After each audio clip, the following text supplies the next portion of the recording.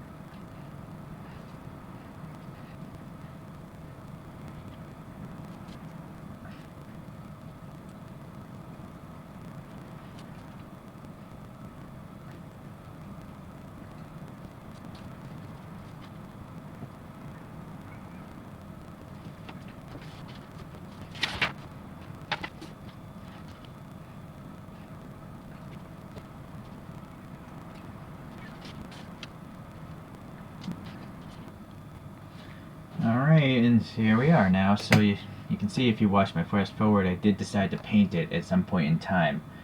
And I actually was lazy and actually didn't even bother taking some of the joints apart and repainting them. I'm not sure if the paint's going to fall off. This gray plastic here is like that slick plastic, so I have a feeling the paint will come off, but maybe I'm wrong.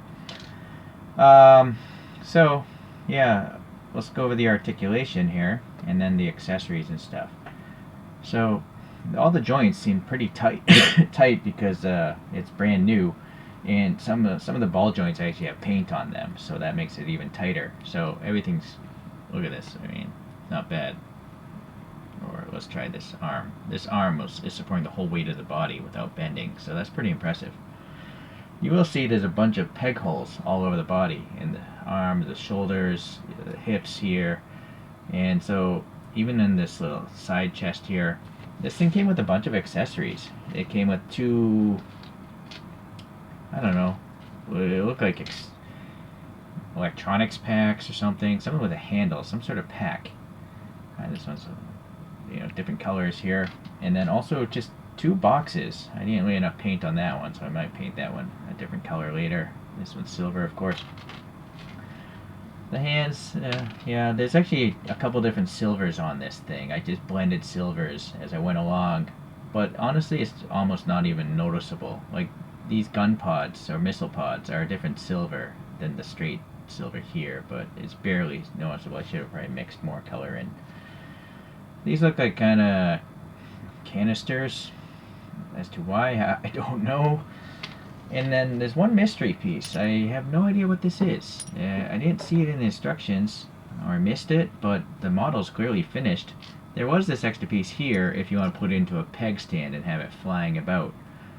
But it's just a friction fit, so I will keep that because maybe someday I'll do a diorama with all these things. Okay, back to the articulation, sorry. We'll start at the top. You know, I have these accessory missile pods here, but again, for some reason, if you want to put this in there or like a box, you could. So they actually pivot, and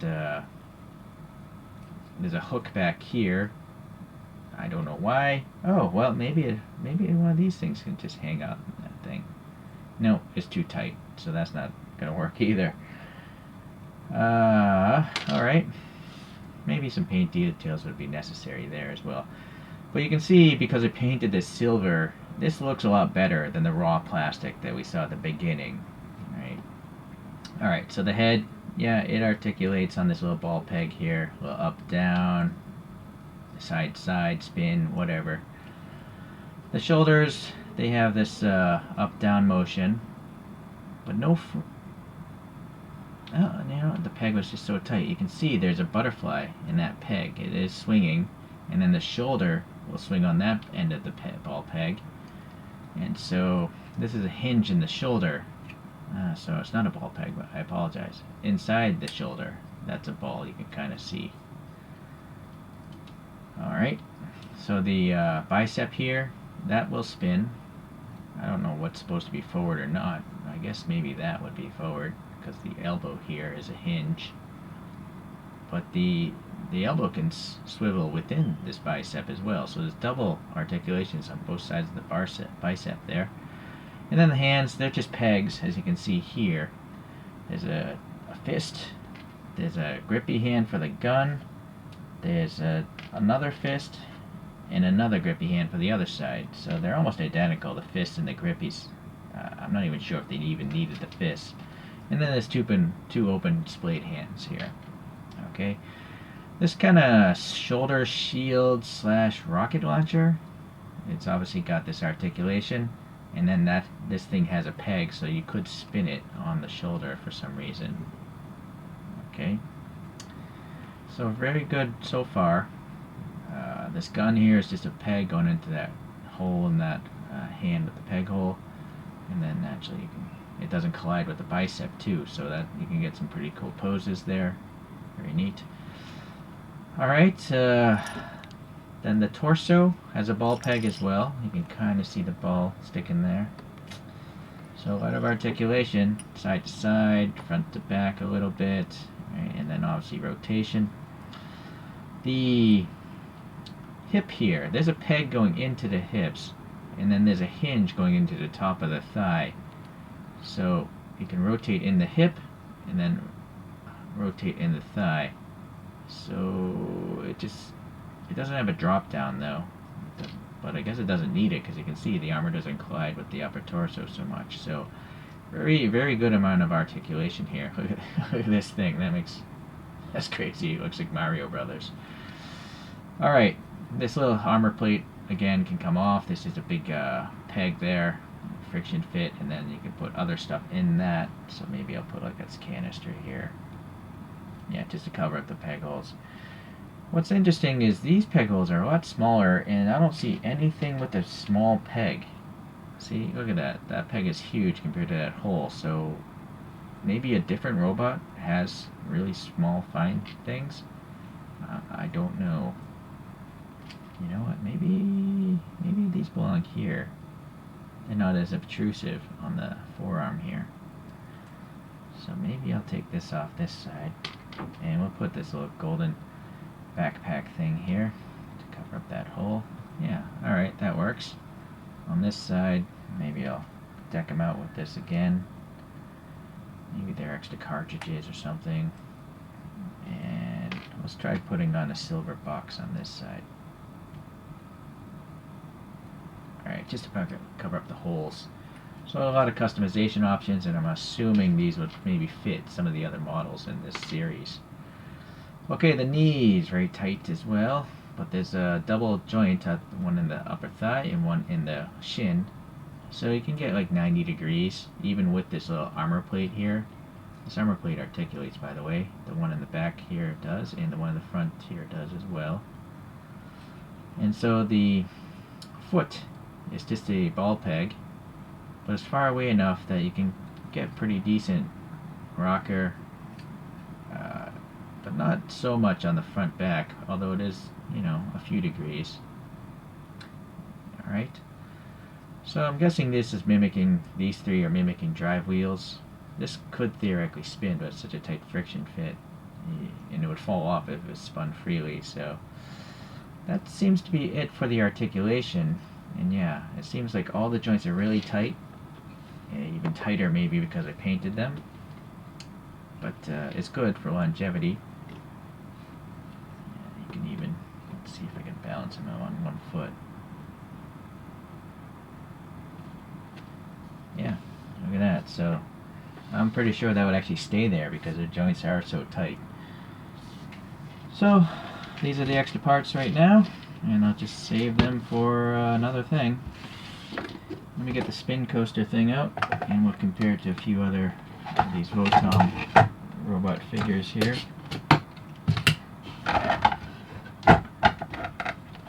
Rocky, what's going on here? So maybe plastic from slipping.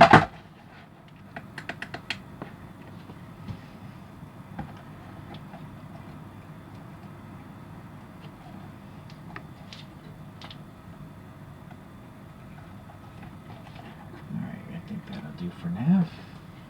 Let me see if I can get a different angle here.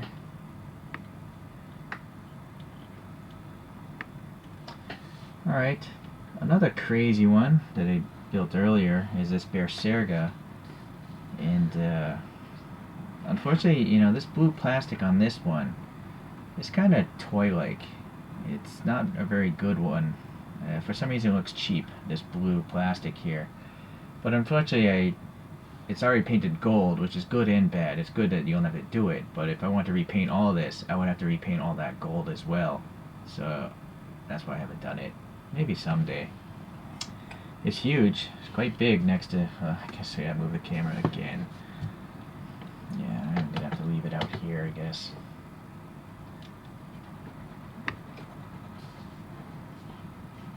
Oh, yeah, so actually this thing does have,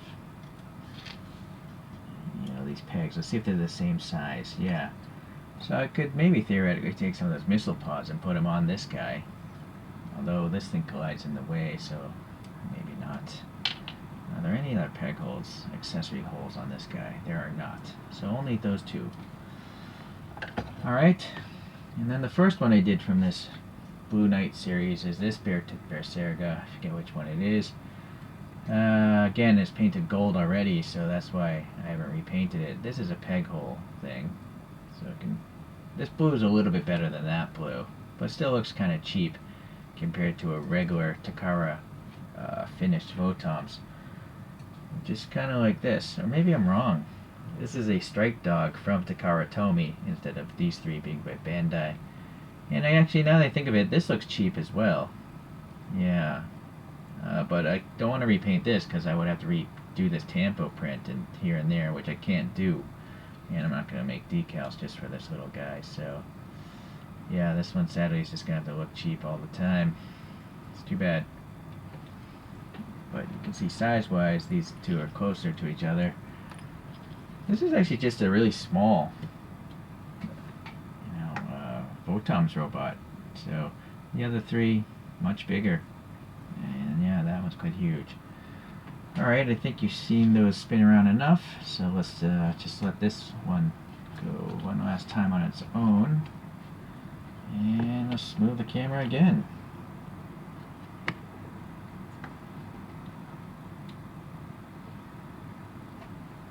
Alright, well, definitely painting helps. You know, it hides a lot of those clipping marks, although not perfectly. I didn't sand these parts perfectly. If I wanted everything to be totally seamless, I would have to actually add putty on top of those clipped off areas, clipped and sanded areas, which I'm not that detail oriented for a model kit like this, so I think this is good enough. I honestly wouldn't have even painted it if the plastic looked nicer, but you saw that swirly silver stuff. Okay, well, stay tuned, and I'll eventually get those other model kits built. And thanks for watching today. See you in the next VOTOMS video.